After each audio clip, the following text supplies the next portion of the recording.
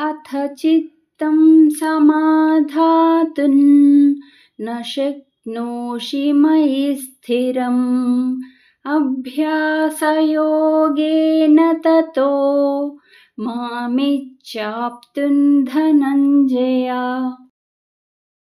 భావము: ఒకవేళ మనస్సును నాయందు స్థిరముగా నిలుపుటకు సమర్థుడవు కానిచో అర్జున, అట్టి స్థితిలో అభ్యాసయోగము ద్వారా నన్ను పొందుటకు ప్రయత్నించుము అని శ్రీకృష్ణుడు పలికెను.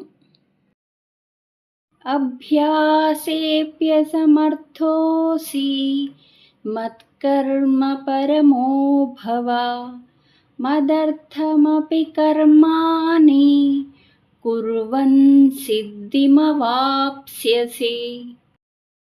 భావము: అభ్యాసము చేయుటకు ఆసక్తుడవైనచో మత్పరాయణుడవై కర్మలను ఆచరింపుము.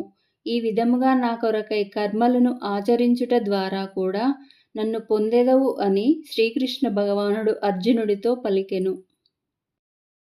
అథైతదప్యశక్తోసి కర్తుం మద్యోగమాశ్రితః సర్వకర్మఫలత్యాగన్ తతః కురు యథాత్మవాన్. భావము: ఒకవేళ నా ప్రాప్తిరూప యోగమునాశ్రయించి సాధన చేయుటకును నీవు ఆసక్తుడవైనచో అప్పుడు మనోబుద్ధీంద్రియాలను వశమునందు ఉంచుకొని సకల కర్మఫలములను త్యజింపుము అని శ్రీకృష్ణుడు అర్జునుడితో చెప్పెను.